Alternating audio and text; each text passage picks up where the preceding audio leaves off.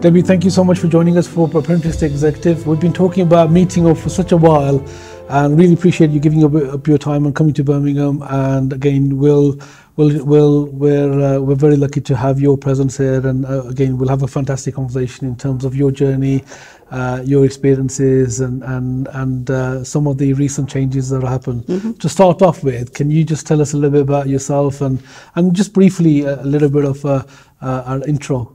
Okay, well, thank you for having me first of all, and it's a pleasure to come here. Thank you. So I've been in this sector for 18 years, Wow. working within a training provider and in senior positions. Took the provider from 900,000 Wow. to 12.5 million Wow. in, from 2006 actually to 2017. Okay. And been in training and development really all my life, and now taking this massive step to become a self-employed consultant, yeah. helping others along their way with the reform. Yeah, congratulations on your business. I think you're in the sort of 4th or 5th month now in terms of that particular journey. And in terms of obviously this year's been a change, a massive change for yourself. Not only obviously moving into the world of self-employment and being a consultant, but starting this beginning of the year, you were awarded the Queen's Honour. And just only a few months back, again, you were the IOD non-executive director for the East of England as well. So it's been a massive, massive year. How does that feel in terms of the Queen's Honour and then the IOD? It doesn't feel real actually. It feels absolutely amazing. Yeah. So to know in November and not be able to tell anybody that I'd got an MBE was difficult and really exciting at the same time. Yeah. And then to go and meet Prince Charles in March, and for him to be so interested in apprenticeships as well, which was fantastic, and to get an MBE for services to apprenticeships and charity both things important to me. It was great, and I was very surprised to be nominated for an Institute of Directors award. I don't actually know who nominated me, so that's interesting in itself. And really pleased to be the winner of the East of England Non-Executive of the Year. So 20, as you say, and then to start my own business. So 2018 as well. 2018 has been a very, so very a year good we're going to remember. Yeah, definitely. And as you said, this time last year you probably were notified in terms of, or maybe slightly, a few weeks. This time last year you were notified in terms of the Queen's Award as well. And I'm sure there's only a handful in terms of particularly in terms of independent training provider background that have been recognised. Yeah, I know of. I know 3 other people from the independent sector that have got awards. Right. And only one of the others has actually got it for apprenticeships. For apprenticeships, yeah. So really, there may be others that I don't know, but I think on the whole, it's people from colleges and universities and those types of organisations and schools as well. I mean, as again somebody from the independent training provider sector, I mean, I feel very proud of the fact that we've got somebody who who's been recognised. And I'm sure I speak on behalf of other independent providers as well. We sometimes don't, we sort of get left behind, or we don't get a look at. And for us, it's a massive achievement that you as an independent training provider or representative at the time, and you as your own contribution have been awarded. And we forget that independent training providers deliver majority of apprenticeships. So it's definitely well deserved. So thank you. So I really appreciate it. And I do feel really proud that it's recognised and the fact that it helps to promote it a bit further. And as you say, it's about 3/4 of apprenticeships in England are delivered by independent training providers. Massive amounts, and even in terms of the colleges, a lot of the college numbers are really delivered by independent training providers in some sort of partnership format or some sort of subcontracting type relationship. And it's all the smaller independent providers that are really doing the bulk of the delivery. So it's a massive achievement. I think for me as well that the work that I've done outside of the company that I was working for at the time. So it's not just that I've run a company and we've had thousands of apprentices. It's that I've put myself out and helped the sector. So it's your personal achievement, isn't it? It's different from an organisation getting the award. It's you. It's your achievement. It's your contribution, your personal contribution. that you've made and the difference that you've made in the industry and in the sector. So definitely well deserved. Just want to touch on the IOD before I go, before we have a conversation in terms of a little bit about your journey and so forth. So just talk a little bit about the IOD accolade and what was that for, and a little bit more information if you don't mind. So the award was for Non-Executive of the Year in East of England. Okay. And it's in East of England because of where I live. Yeah. It's actually directly related to my role on the board of AELP. Yeah. And they're obviously based in Bristol, which is not the East of England. But they're a national organisation, aren't they? But my membership sits within the East of England, within the Hertfordshire network. And when you read what they've said, the judges have said, they're talking about me being somebody that goes in, can see a problem, gets their sleeves rolled up and helps to resolve a problem, and then helps the business to progress and my nomination was taught about the members and serving the members and representing them in the best possible way. It was a real surprise. Yeah. It was a surprise, as I said, to be nominated in the first place. I want to sort of go back in time a little bit, if I may, in terms of, yes, we know, again, 2018 has been a massive year for you. It's been a year of change, and we'll talk a little bit about some of the successes that have led up to the Queen's Award and also the recognition with IOD. But the journey, life, brings ups and downs and turns. And where did this start from? And you can take that, you can take that from your childhood days, or you can take that wherever you like. I think it might have started when I was about 10. Yeah. So when I was 10, I organised a jumble sale, and do excuse my non-PC language, but this was the language of the day. Yeah. We had a school for mentally handicapped children, and that's how it was termed back in 1970. Yeah. And I wanted to do something as my 10-year-old that walked past it every day. Yeah.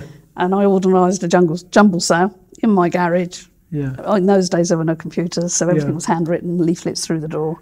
Yeah. And we raised a massive £20. Wow. Which in 1970 was huge. It was huge. You could buy a house, I think. Yeah, it got on the front page of the papers, and I went to the mayor's office and he took us for a ride in his Rolls Royce. But the whole concept of trying to do things for other people sort of started at that point, I think. And I've been accused of being quite bossy when I was a child. I don't know where anybody got that idea from.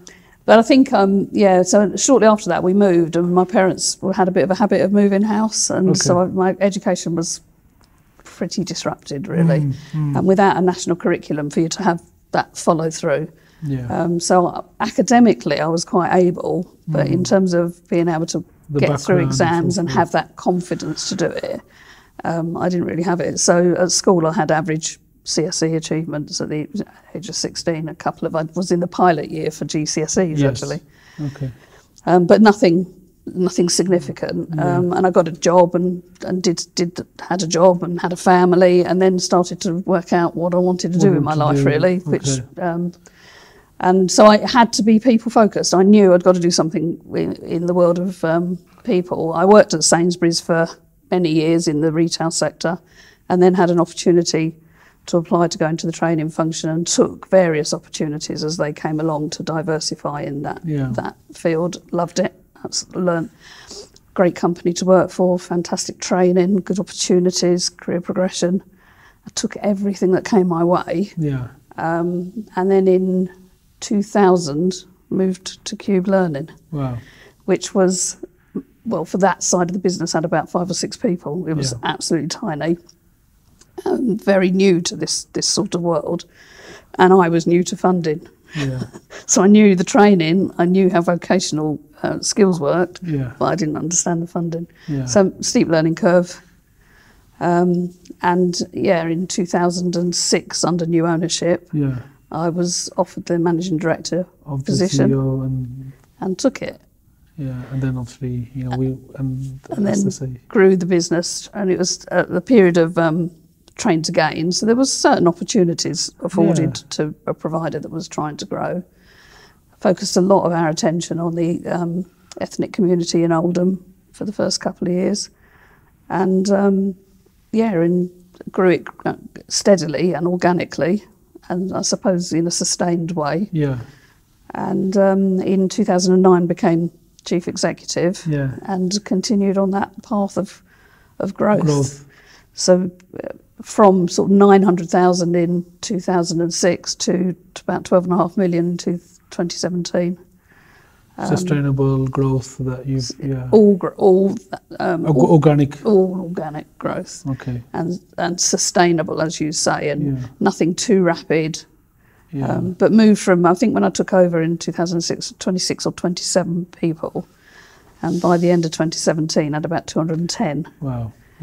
Yeah. So significant growth. And then I took the chairman role in the latter end of 2017, and have obviously subsequently now moved on. To your own sort of business.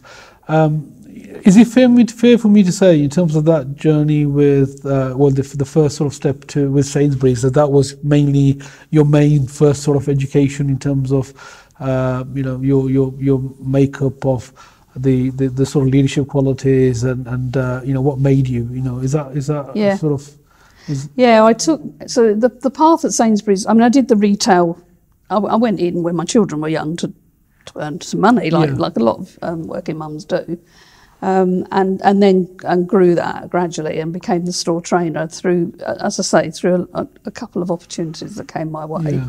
And I went into the regional training team, so I did the behavioural skills training and got quite adept at training managers and that kind of work, and then decided to specialise in vocational skills. And I'd like to think I might have had a bit of a footprint on Sainsbury's, because I had a really big band across the centre of the country, and I don't know how many stores, where I trained thousands of managers and HR managers to be more responsibility there, to assessors and IVs and to stuff look after other sort of managers and And I had this aspiration that I thought, at that point in my career, maybe not quite that. Yeah, I think still at that point actually, I thought I would be an HR manager, probably in Sainsbury's actually, but an HR manager. That was sort of where I was heading. I'd done a couple of CIPD qualifications, and I think it took me till probably about 2010. So when I'd been running Qube Learning for probably about 4 years to realise that wasn't right. You want to go more for leadership and really. Okay, fantastic. How was that change from working for a national provider, a multinational organisation, even at that time probably Sainsbury's was, a PLC, a blue chip organisation, and looking after all these managers and that responsibility, to move over to a smaller fledgling small business that still has got the ambition to grow, but that culture change, how was that experience? Was massive. Yeah. So people shouldn't underestimate going either way, I would say, whichever way around you do it. My first week, I remember there was a note left by my manager who wasn't there, and he said, "You need to place an advert to recruit staff." And I'm thinking, so what do you do? Where's the process there?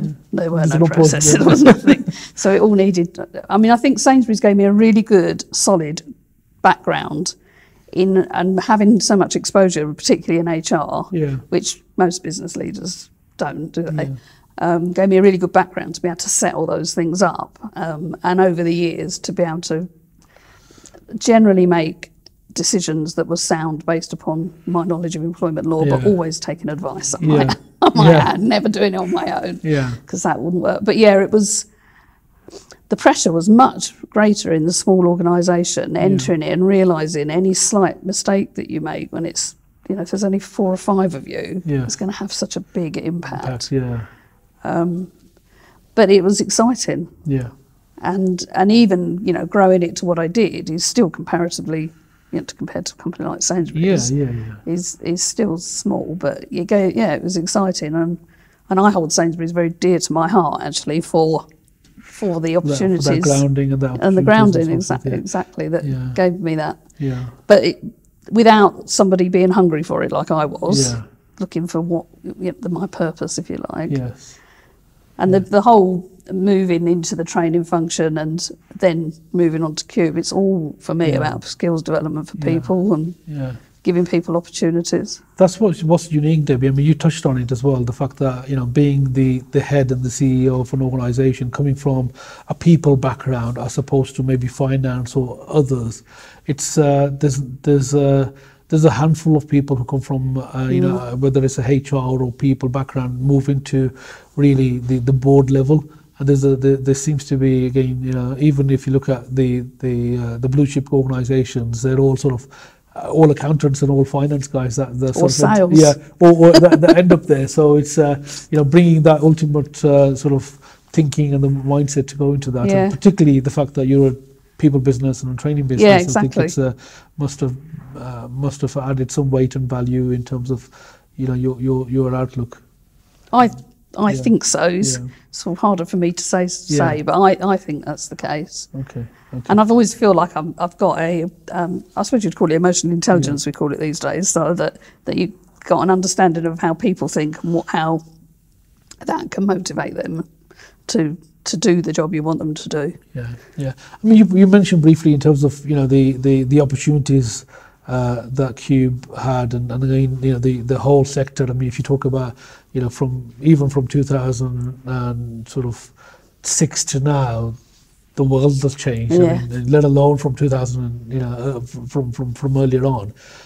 You just talk us through sort of the key moments for you in terms of this particular sector, some of your memorable experiences in terms of public policy, government policy, and sort of the key moments in terms of that change. And I can relate to it exactly because I've gone through that change myself. And exactly. I think being appointed as managing director in March of 2006, when I believe Train to Gain went live in August 2006, it was a make or break, really. If we had to find a way to be successful through that bidding process.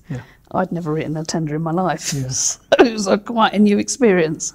And so it was a really steep learning curve for a number of us, and we managed to find some good relationships as well, so that we could subcontract from some good high quality providers as well, and build up our credentials gradually so that we could eventually get our own contracts. So we won a few contracts and subcontracted some as well. So that was hugely memorable. It's really hard to think, actually, because I think the next probably big step was when they decided they weren't going to do that anymore, and that moved across to apprenticeships. That must have been a big transition in terms of culture. But we were really proactive about it. So we knew it had to happen, so we got on with it. Whereas I could see a lot of people dragging their heels, and because we'd focused a lot on English and maths during those Train to Gain times, we had some skilled people that could help us with that transition to embed it as well into apprenticeships. So that was memorable. Was any particular apprenticeships you were going for? I mean, was it very similar to the sort of the Train to Gain qualifications? So you're mainly health and social care. You know, you talked about working with the BAME. When I first joined Qube, actually, they were doing hospitality. Okay. In quite a small way, and one of the reasons they brought me in was because my background was retail and more business. So hospitality was still quite a small part of it, and health and social care we didn't start doing for I don't even know what year it was, probably many years at least 5 years after that. So we were delivering hospitality and qualifications and frameworks into health and social care environment, so for the kitchen people, and I thought it was a logical next step for me to actually provide them with the whole service, which is what we went on to do.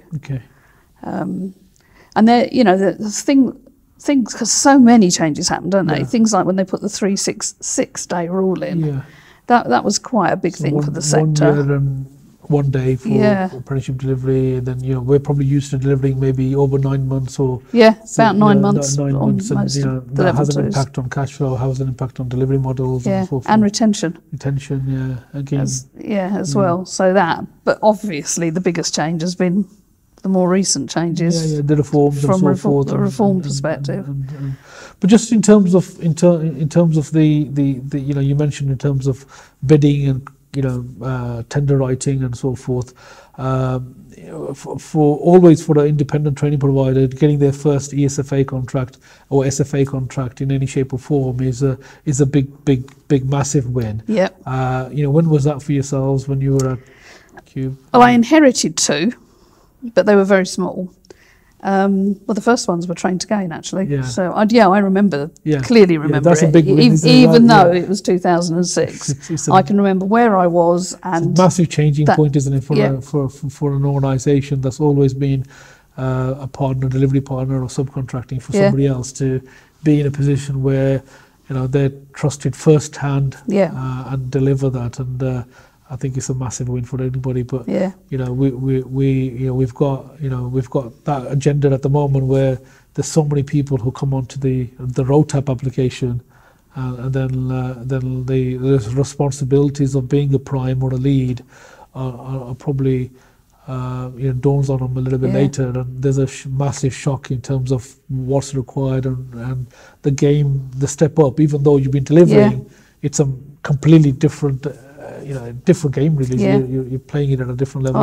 I completely agree. So not all of it, because some of them are coping well, but as a subcontractor, if they had good lead providers previously, they were well looked after, and so a lot of the hoops that we all jumped through, they were only jumping through little ones rather than the whole hoop. And I think it is a shock, but for the new providers, brand new providers, I don't think you can possibly realise what's involved until you're doing it, because it is such a complex business.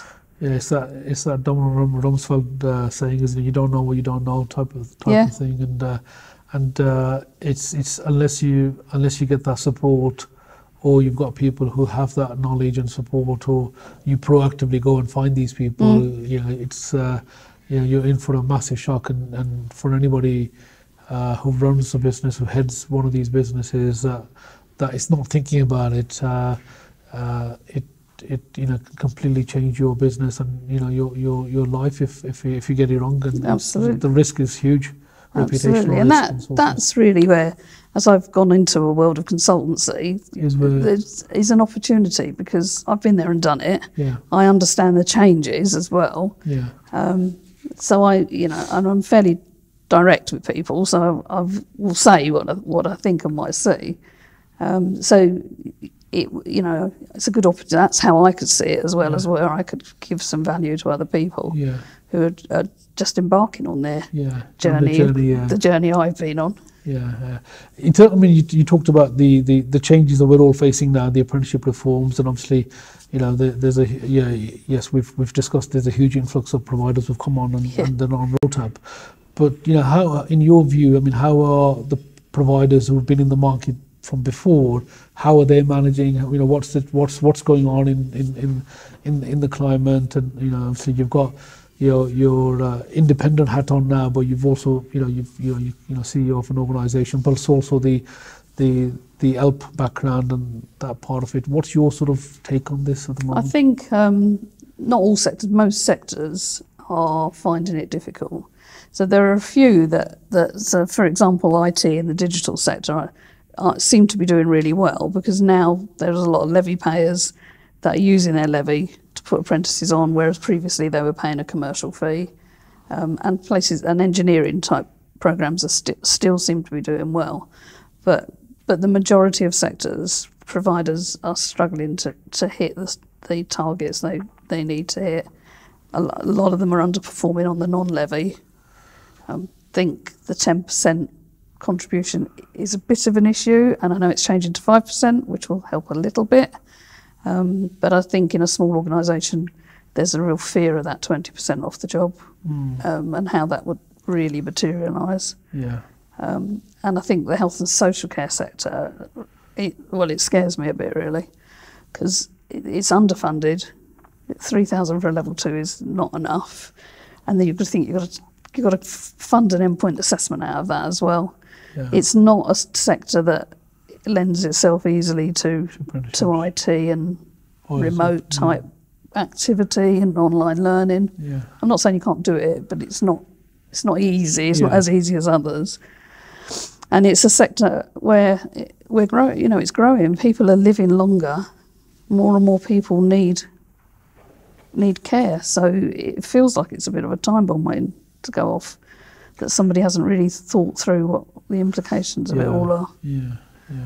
I mean, hope there's some positivity there for us in this sector, because you know there does seem to be a lot of doom and gloom, and you know we were waiting for some sort of response, you know, from organisations that represent us, and also you know the government to hopefully listen to you know what the sector and the industry are saying.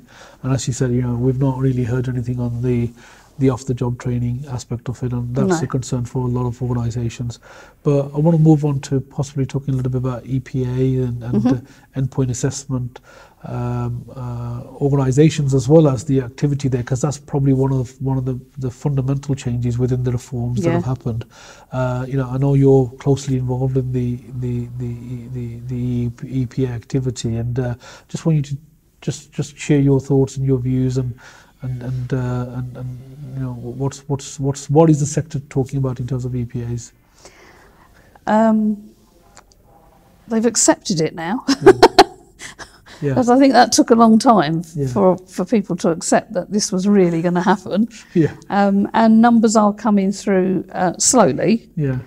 In some sectors there's an abundance of endpoint assessment organisations, which I suspect makes it quite difficult to choose actually for an employer and a provider. And in other sectors it seems really sparse and there's no choice. I think probably standardisation and consistency feels like a bit of a concern, particularly if there's a raft of EPAOs.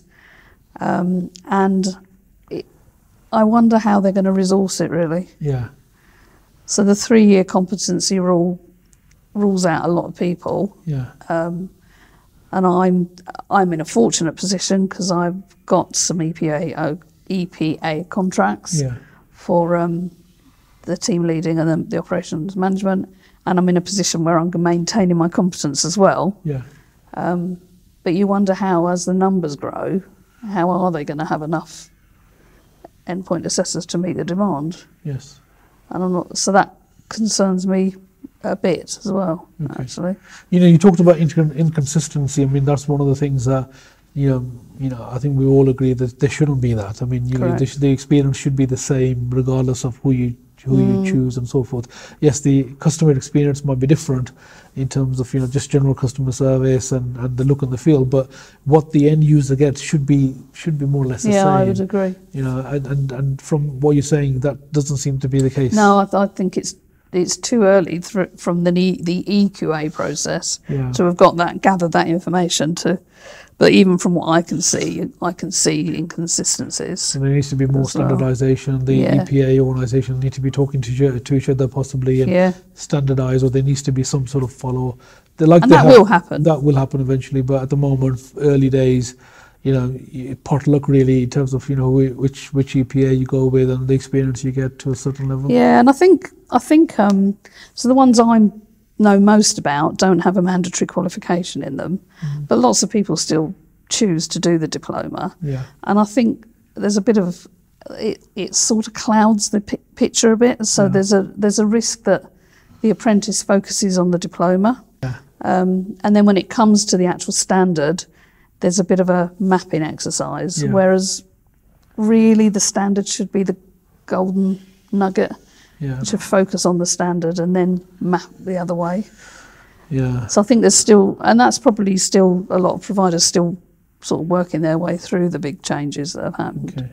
It's been massive for them and massive staff training requirements for a provider. And I think, you know, if we look at the ones that are coming through now, a lot of them were from the very early starts. So when people weren't sure and endpoint assessment organisations weren't necessarily ready to take them on board, I'm sure the whole process will smooth itself out. But I think it's quite important that those that are sitting endpoint assessment now and are achieving and getting merits and distinctions, yes. that they understand that they're the first. Yeah. There aren't many people in the country that have got the same as them. Okay. And that maybe we need to do a bit more to promote that and make people feel really proud of what they've got. Okay. I mean, I think the reasons for doing introducing the EPA model and the process, I think we can understand that and we can relate to it, but it just needs that element of fine tuning and sort of fixing these these things that we're noticing and discussing. So hopefully, next year and the year after, I think this hopefully will be ironed out, and it's going to be part of our DNA and what we sort of accept and so forth. I think as well as they've done some of the funding reviews already, and I know they're not all confirmed at this stage. So, but making an assumption that they're going to be what we've seen. They need to look at the assessment plans again, because some of them are probably going to be too heavy in light of the amount of money left to use for them. So I think there's it's sort of look at the fund. My personal view about the review is that it was too early. I don't know how you can really evaluate anything until you've got a decent sample size, and we haven't got very many through any of them yet. So it feels like the whole review of funding might have been a year early for me. Okay. I mean, you talked a little bit about non-levy and the marketplace, and and providers possibly not hitting their numbers and their targets. We in the sector were given another year in terms of the non-levy allocation.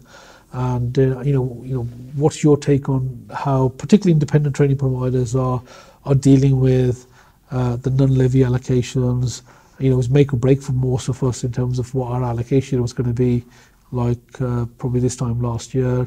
Again, in terms of levy activity out there, generally just give us a little bit of a sense of what's going on in the levy market and the non-levy market. It's quite a mix. I worked with one provider who scored 100% on that second round and didn't get any funding because they were pro-rated down.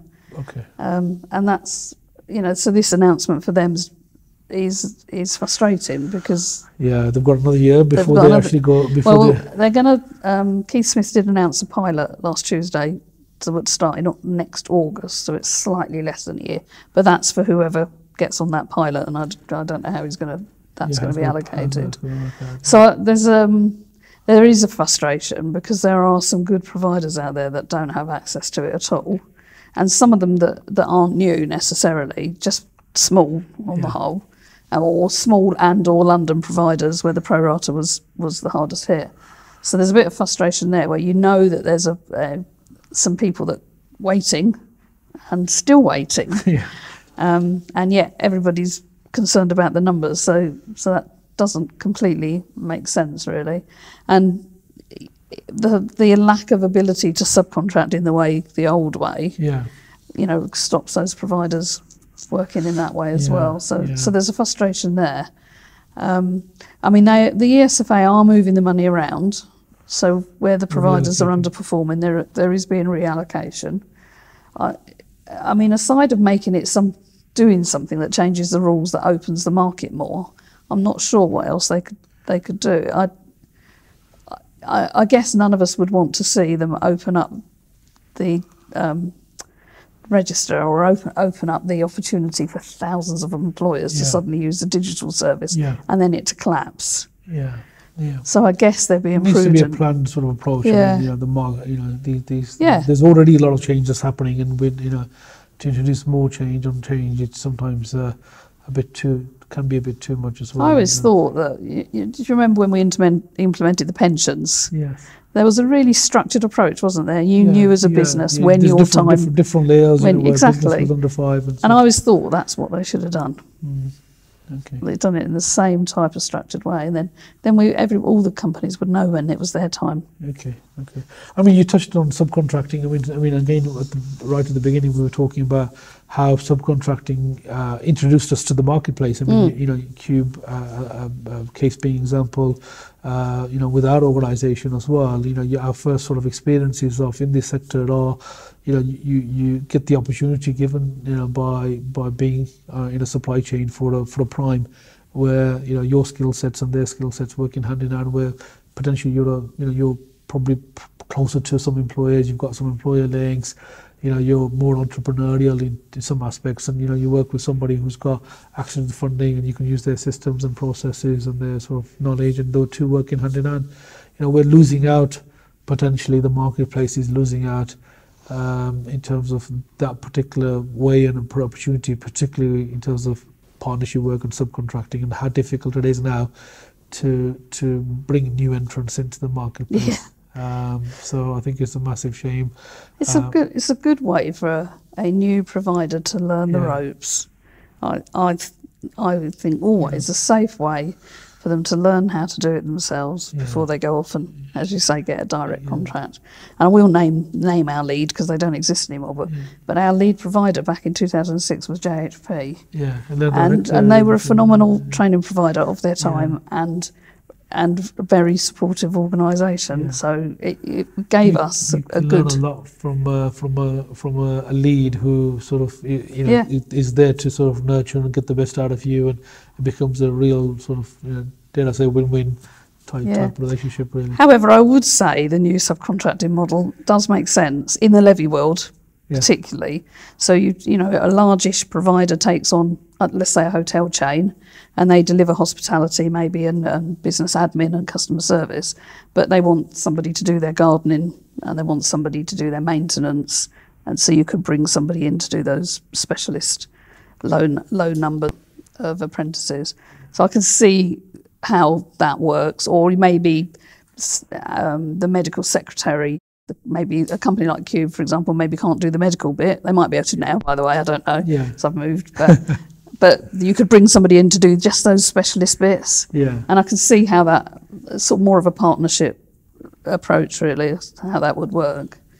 Just feels like with the reform, you've had new standards, you've had new funding arrangements, you've had subcontracting rules changed, you've got the levy, and it feels like there's just rather a lot at the same time. And some of it could have been staggered a bit better. Even then maybe tender as well, that we've all had to sort of go in and so forth. Yeah.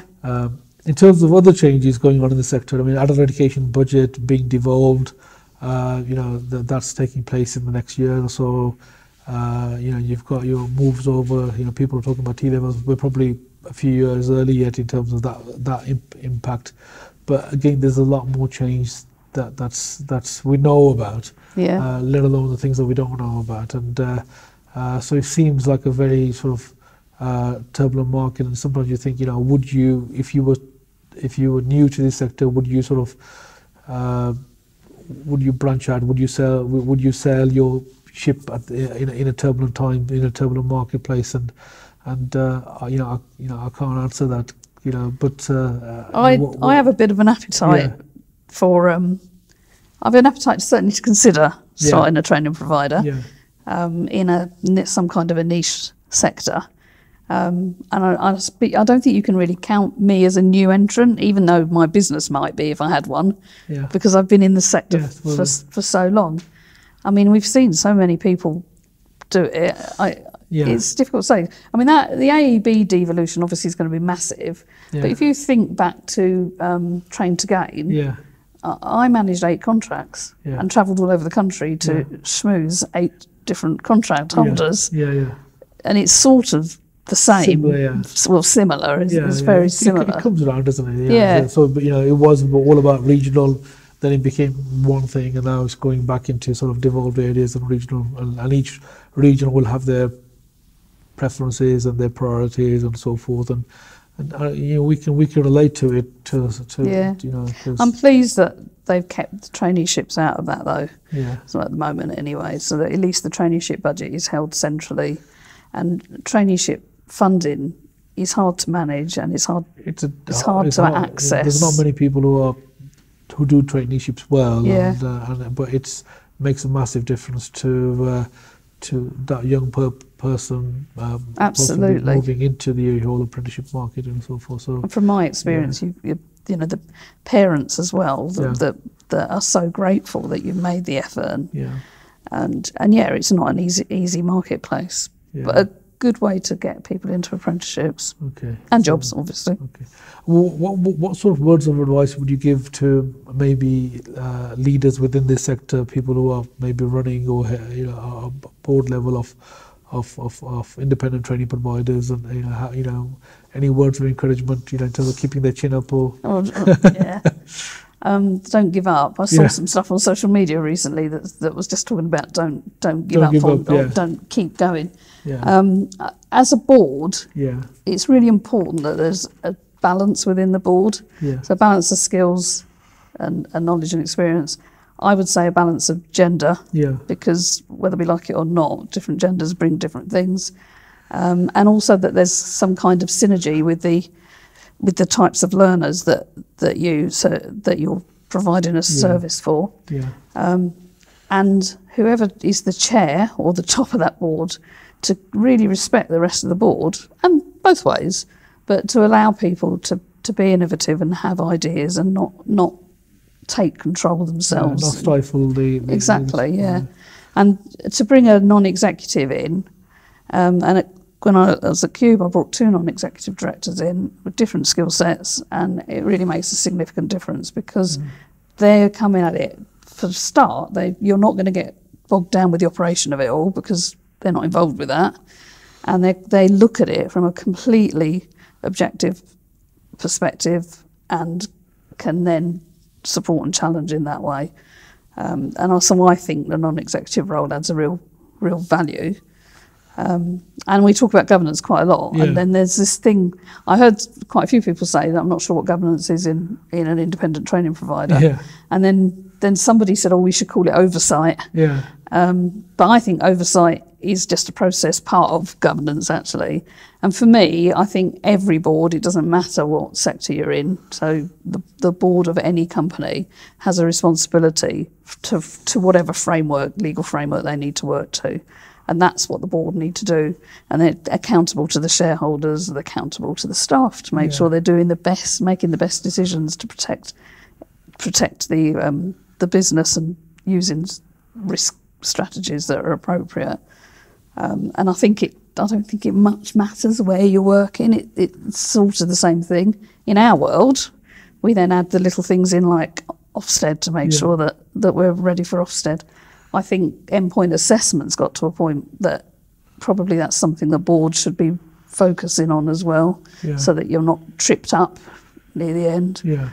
And all the other hoops that we all jump through, they're just added to the board's responsibilities for governance, really. And I'm pleased Ofsted are looking at it, because I think it is really important, because it's the thing that drives the leadership. Sometimes independent training providers don't recognise the importance of a board of governors or a board, particularly when that language is probably not used to. We're not used to using that language with independent providers, because generally colleges and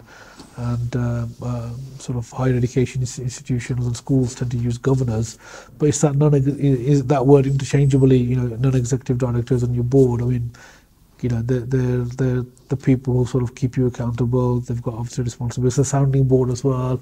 It's an element of mentoring and so forth, and it's actually a key theme that keeps coming out in sort of Ofsted and so I think it's absolutely vital for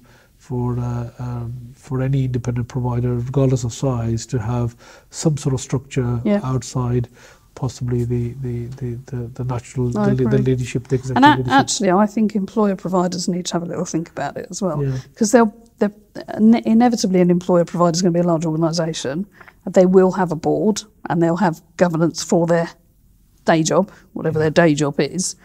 But they may need to give a bit more thought to how the governance works around the part of them that is their employer provider bit. And I don't know. They may have already got that ticked, but I don't know. Okay. We started the conversation and we spoke about your Queen's Award for obviously apprenticeship, but it was also for another key area, which was charity. We just tell us a little bit about your involvement with charity. What where has that come from? What do you do? What's your just bring us up to speed and up to date in terms of some of your activities there. So primarily, I would say I'm focused on people-centric charities or volunteering. So in the past, I've run a brownie group and run a girl guide group. I've taken them on trips and camping and the sort of things. So generally people focused, occasionally animal, but mostly people focused. I think you might even start to call it a bit of an obsession, really. But the thing with Cancer Research UK started because a member of my team's wife had a diagnosis, a young woman, and I wanted, as a dispersed organisation, I wanted to try and find a way to support him, that he could see that the whole organisation was supporting him, and that was how it started. And I would just like to report that she's healthy and well. And so the organisation got behind it, and as a result I got involved in some other things. So I was asked if I would like to become a cancer research campaigns ambassador. Which is constituency based. So I am the Cancer Research CRUK ambassador, campaigns ambassador for South West Bedfordshire, which is where I live. And give a shout out to Andrew Selou, my MP, because he's absolutely amazing and really supportive. And the role doesn't take up you can take up a load of time, and it doesn't have to, but it's about really supporting the main cancer research campaigns and locally, and getting your MP and your councillors and talking to the NHS, but getting people engaged to promote whatever campaigns it is that they're looking at. And currently we're talking about shortfall in staff, in skilled staff, and trying to get more people into the jobs. And interestingly, there are jobs. So it's not about money here. It is about trying to find the right people to fill the jobs, and the training as well. And then one of the other things I got myself involved with is, as part of the Oxfordshire University NHS Trust, it was linked to the whole cancer research stuff, but it's actually gone a bit broader now to the whole of the respiratory. And there I'm a patient and public volunteer. I can't remember the exact title, to be honest with you. But basically a lay person. And also I'll look at the literature they're producing for trials and try and make it read so that you could pick it up and understand it and not be scared of it. And then I sit on the meetings where these very clever people talk about, and I can talk about it as if, just as what an ordinary person would be thinking about it, and try and think of ways to get more people involved in the trials. And again, it's not massively time consuming, but it is really rewarding, really. I feel like I'm making a difference. And the main catalyst really for getting involved was that losing some young adults from within our family network, and realising that it's a real problem to get a cancer diagnosis when you're sort of 20 to 40. So when you're young and a bit older, it's okay in that middle slot, and so want to do something about that. So that's why I'm doing it, really. Right, very inspiring, and obviously very inspirational. Again, congratulations on your recognition as well for that area. And it seems like, a lot of good work. And you said it's all people-centric and relating to activities. And maybe it was the early days. The £20 charity thing that you did that sort of started off, and long may that continue in terms of charitable work. I'm trying to see if I can get the work that I'm doing to sort of all link together a bit better. So I'll talk to you about Call to Mind. Let's talk a little bit about your sort of work that you're presently doing, and some of the sort of interesting developments. Particularly, we talked about the app as well, and can you tell us a little bit about that whole sort of experience? So I've just become the ambassador for the for Games for Business UK's Endpoint Assessment Game app. Yes. Quite a long title, isn't it? Mouthful, yeah. I'm not going to get a badge with that one, that's for sure. Yeah. And for me, so I'm an endpoint assessor. I've run a training provider, and I get how people learn. Yeah. And for me, just looking at that, and the fear factor of an endpoint assessment, and the fact that they can do a bit of learning and have some real fun, and it can be quite competitive. And you can restrict it so they can't get addicted, because I was slightly concerned about that. But you can restrict so they can't overdo it. Okay. But it works in the same way as a computer game would work. So it's engaging for people to learn. And so my hope is that as providers take it on, we see people going to endpoint assessment with a smile on their face, because they're actually really looking forward to it, as opposed to being a bit scared of it. Yeah. And we get more people to endpoint assessment as well. Yeah. And then hopefully we even get more people to get better grades. Yeah. So that's the sort of the theory behind it. The UK director, Alan Cattell, is from the sector. You know, he's got a background in apprenticeships, hasn't worked in it for, 5 or 6 years, but he's not coming at it from a point of no knowledge. You know, he understands the concepts. So that's why I got involved. Yeah. So I was quite happy to do that. And that's quite exciting, I think, for me. Seems very innovative product for a current problem that we're all facing, and we can all relate to as well. Particularly in the health and social care sector, you think, how we're going to get how we're going to sort of get that part of it offer and so forth. So so it seems very, very fit for purpose in terms of that particular marketplace. I mean, interesting in the health and social care sector, because if we could actually get more people to think positively about technology in that sector, they could start to use more technology in the sector. And I can see some real benefits in the care plans and care notes for that as well. Yeah. So there can be some knock-on effects that we hadn't really thought of in the first place. So the other thing that I am embarking upon is, I've met a lady called Laura Templeton. Okay. And she's developed a game called Call to Mind. Yeah. And it's a board game. Yeah. For people with memory loss. Okay. So initially for people with dementia, but actually it could be any kind of memory loss. It's a high quality product, but a simple concept. Right. And it's not really a winner. The winner is the fact that you engage somebody and they start speaking, and you can bring all the generations together, because it's really challenging. I found with my dad that my grandchildren couldn't go and visit him because they just felt uncomfortable. Yeah. So with something like that, it engages them. And I can see a massive potential with that game and with other things for people, maybe young people with brain injuries, and possibly a tablet version. Yeah. So Laura's been working on it for years. She's the brainchild, if it's hers, and she's the creative person. Yeah.